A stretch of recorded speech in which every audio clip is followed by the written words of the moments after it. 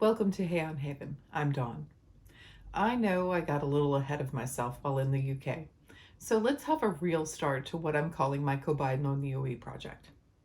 Some of you may be wondering if this ties into the Genji project, and it absolutely does.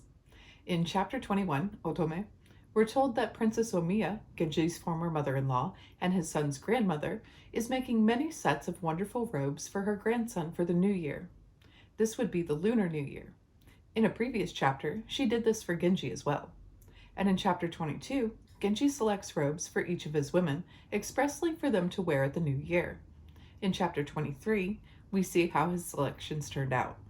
This project springboards off those examples, new robes for the new year. Let's define our scope for this project. I know our Genji project has embraced scope creep, this project being a part of that, but unlike the main Genji project, this Kobai project will absolutely not embrace scope creep. It already has enough challenges built in, and I've already decided to scale this back from my initial plan. So, what exactly am I making? Junihitoe. I wanted to make full court dress, karaginumo, because it's a breathtaking ensemble in every iteration I've ever seen and the reason I fell in love with the Heian period. But I want to narrow the scope to fit the time allotted and to fit more in line with what Genji gifted to his women. So just up to the formal robe or uwagi. This is an ensemble that is worn to receive guests at home. To serve at court, one would also don a karagino and a mo, but I'll need to leave those for a future project. I intend to finish it before the Lunar New Year. That's Wednesday, January 29th, 2025. This also lines up fairly well with the traditional dates for a market day at Burka, an SCA event that I attend every year, and a wonderful opportunity to wear the ensemble. So my deadline will be that event, January 24th. This will also be not long after my birthday, so finishing it will feel like a present, especially since I've wanted to make this ensemble for a very, very long time.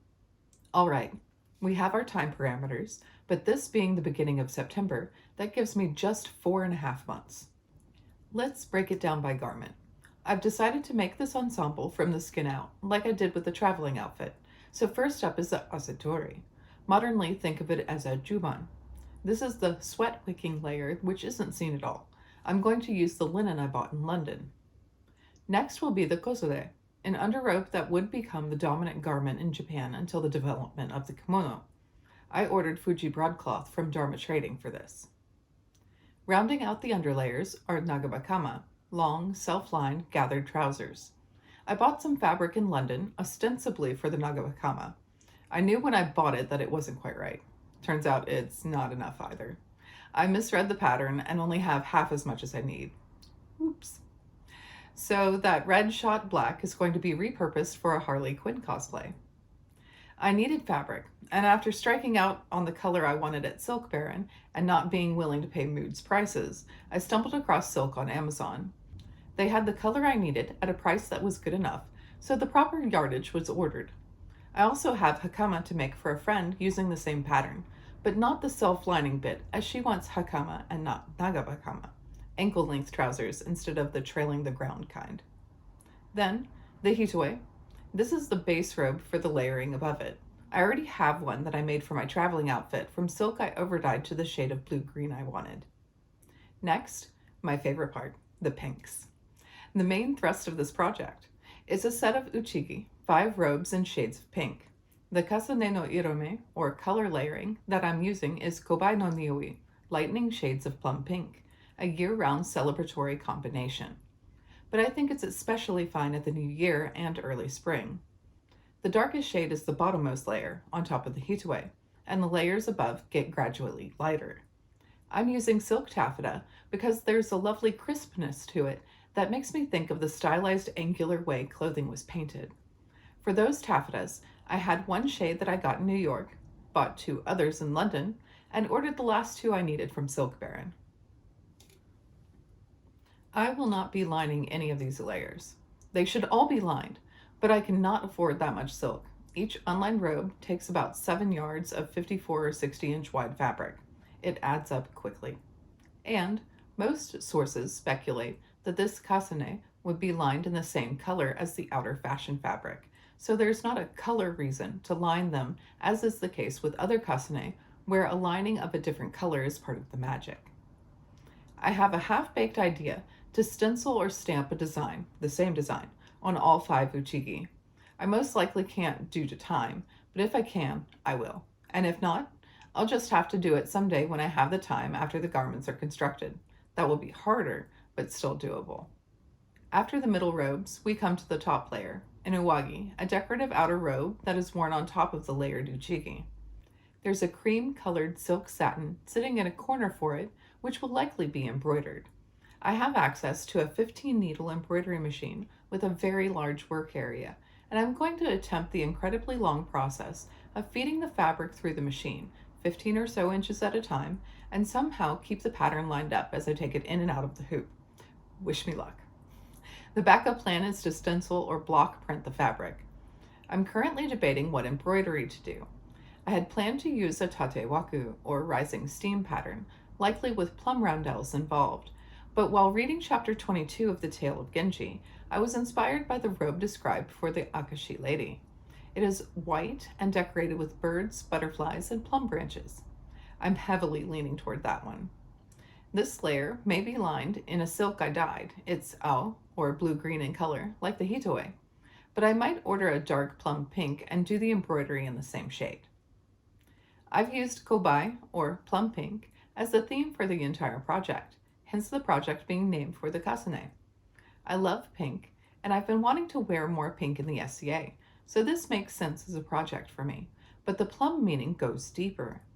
Plum blossoms are the first in spring, and the scent is associated with spring.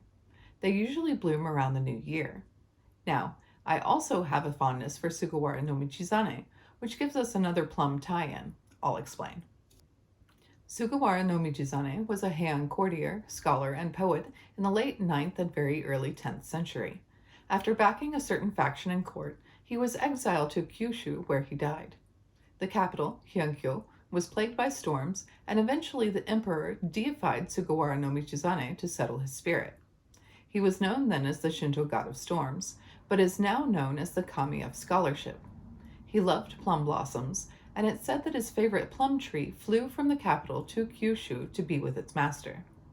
At the temples dedicated to Tenjin-sama, as he is known, the plum is a symbol used throughout the decor.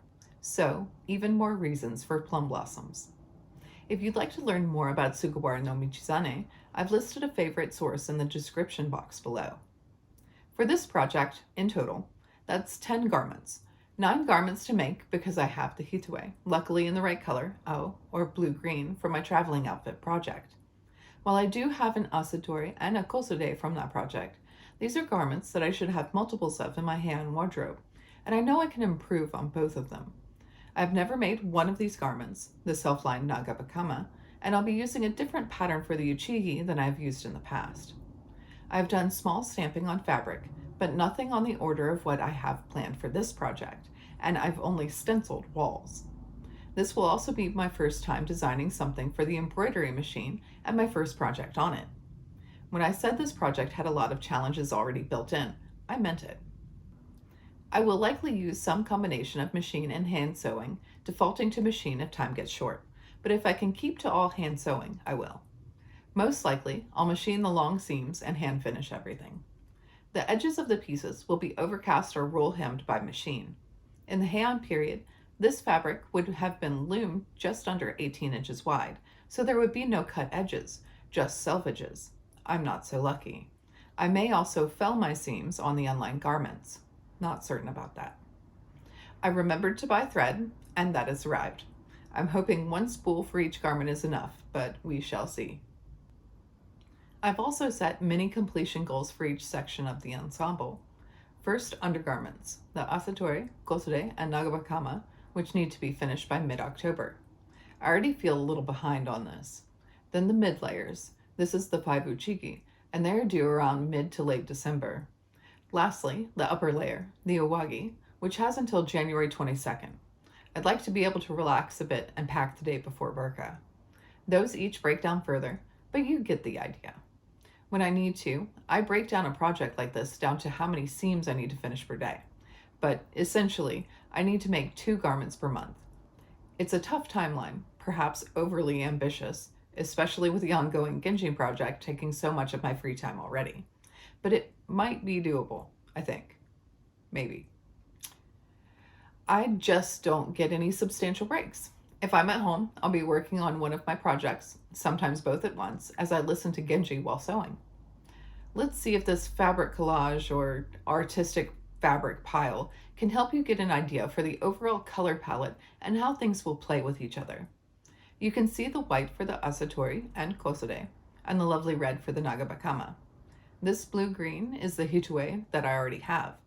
Next are the pinks, from dark to light, and then the cream satin for the Aagi. I think it looks lovely. That's the Kobai no Nioi project. I'm going to try and make videos during my progress so you can see where I am and I can provide more details for each piece. I aim for 1 per month, but it took 2 just for this introduction, so those will be on a delayed timeline. I hope to finish all of the videos for the project by March. I'll also publish blog entries with each video that will have details like the patterns I'm using. I'm excited, and I hope you are too. Thank you for watching. Subscribe if you'd like to explore the Heian period of Japan with me through costuming.